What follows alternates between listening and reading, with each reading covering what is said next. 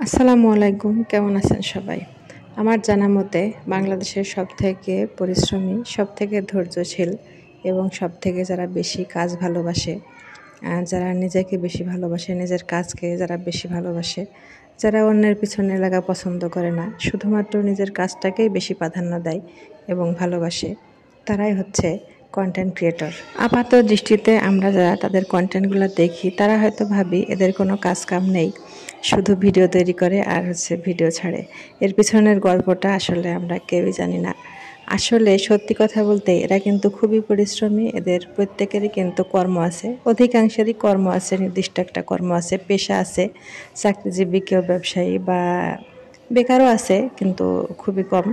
এরা কিন্তু নিজের কাজ অবশ্যই ঠিকভাবে করে এবং পাশাপাশি এই কাজটাকেও চালিয়ে যায়। এরা কিন্তু প্রচুর পরিশ্রমী, প্রচুর ধৈর্যশীল। এই ধরনের মানুষগুলো কিন্তু বসে থাকতে পছন্দ করে না। কেউ কেউ আছে না যে কাজকে প্রচুর পরিমাণে ভয় পায়, কিন্তু এরা এত পরিমাণ পরিশ্রমী যে নিজের মেইন কাজের পাশাপাশি কিন্তু এটাকেও আদার একটা সাইড জব হিসাবে নেয়। এদের কাছে মোবাইলটা কিন্তু কোনো নেশার জায়গা না, মোবাইলটা এদের হচ্ছে কাজের জায়গা। বরং আমরাই অযথা অতিরিক্ত সময় নষ্ট করি মোবাইলের পিছনে, যারা শুধু ভিডিও দেখি।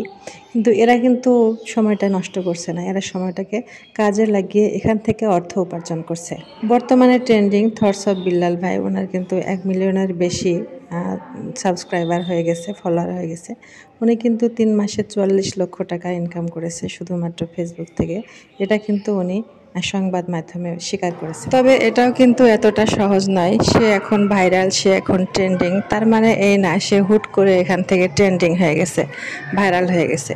তার ভিতরে প্রতিভা তো থাকতে হবে অবশ্যই। অবশ্যই তার ভিতরে অনেক সুন্দর প্রতিভা আছে, তার কথা বলার ভঙ্গি সবই ভালো লাগে এবং কবিতার ছন্দ সব কিছু মিলিয়ে সে হচ্ছে অসাধারণ ভিডিও বানায়। তার ভিডিও যে একবার দেখবে সে কিন্তু মুগ্ধ হয়ে যাবে। সে কিন্তু তার প্রতিভা থাকা সত্ত্বেও একদিনে চলে আসছে তা কিন্তু না, অনেক দিন অপেক্ষা করতে হয়েছে, হাজার হাজার ভিডিও বানাতে হয়েছে, অনেক ধৈর্য ধরতে হয়েছে। তারপর সে এই প্ল্যাটফর্মে এসে পৌঁছেছে, এই অবস্থানে এসে পৌঁছেছে। আমরা শুধু সফলতা দেখি, কিন্তু সফলতার পিছনের গল্পটা জানতে চাই না। এটা হচ্ছে আমাদের সব থেকে বড় সমস্যা। এখন তাকে দেখে অনেকেই হিংসা করছে, অনেকেই ঈর্ষা করছে, অনেকেই জ্বলছে, অনেকে আবার প্রতিবাদমূলক ভিডিও বানাচ্ছে, সে অহংকারী, এই সেই। সে তো শুধু বলেছে যে আমার কন্টেন্ট কপি করো না, তোমরা নিজেদের ভিতরে যে প্রতিভা আছে সেটাকে খুঁজে বের করো এবং সে অনুযায়ী ভিডিও তৈরি করো। এটা কি তার কোনো অপরাধ ছিল? অথচ এই কথাটাকে নিয়েই আমরা তার পিছনে লেগে পড়েছি। আরে ভাই, আপনার যদি দম থাকে তাহলে আপনিও হন তার মতো ভিডিও আপনিও বানান, তবে কপি করবেন না তাকে। কপি করে আপনি বেশি দিন টিকতে পারবেন না। তো যাই হোক, অন্যের পিছনে না লেগে নিজের প্রতিভা খুঁজে বের করুন, নিজে কাজ করুন, অন্যের কাজকে ঈর্ষা করার কোনো প্রয়োজন নেই।